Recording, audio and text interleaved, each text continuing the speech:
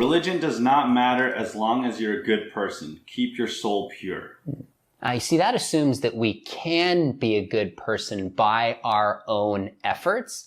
I think that we can, by our own efforts, be a good person. You know, I kind of feel like therapy and therapists in general would have a problem with what Sean's saying here. Because one of the big things about therapy is that, you know, you don't need to look to like other beings or other individuals in order to fix yourself.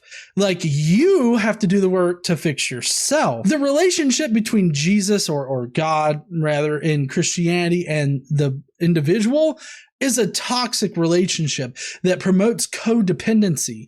You're codependent on that person. The only way that you matter is because of that person.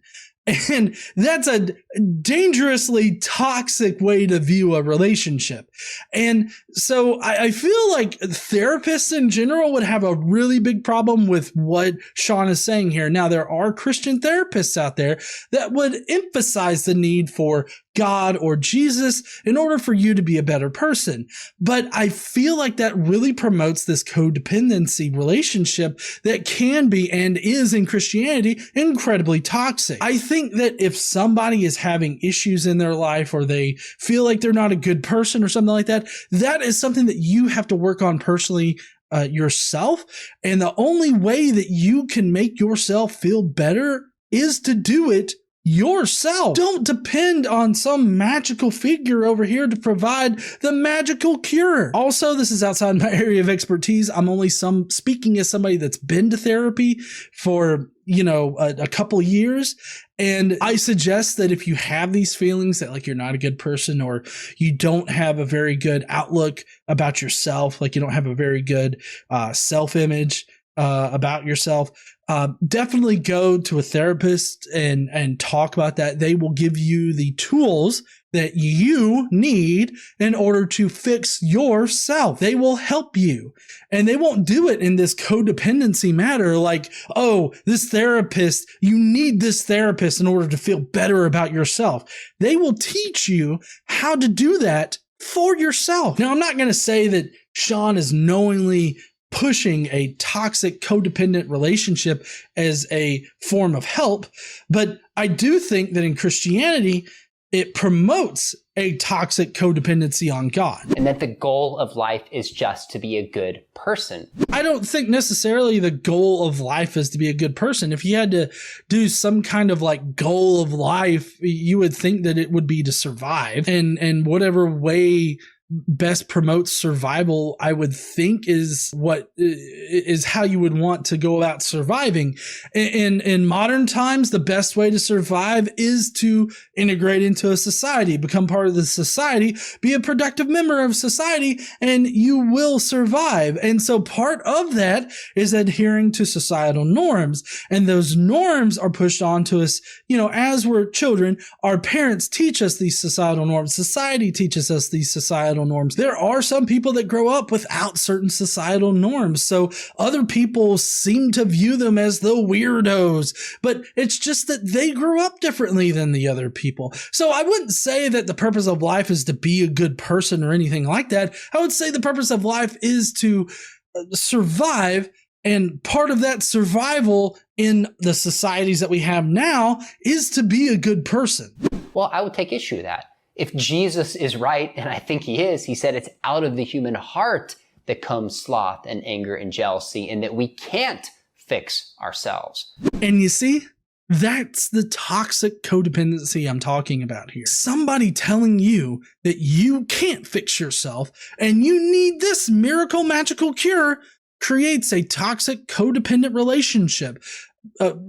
Considering that the magical cure over here is a person, like that person is the magical cure for your ills.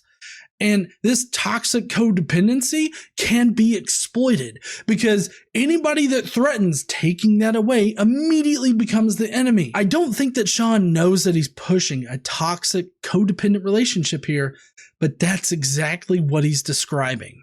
So if Jesus got it right, the goal of life is to accept God's grace by faith, not earn it by our own merits. I think I'm going with Jesus on this one. Okay, so let's just consider this right here. First off, he's telling us that our works don't matter. It doesn't matter how many good things that we do. It doesn't matter how good of a person you are. In Christianity, the only way that you can be quote unquote saved is by believing in Jesus and, using him to be a quote unquote good person. So it doesn't matter what you do.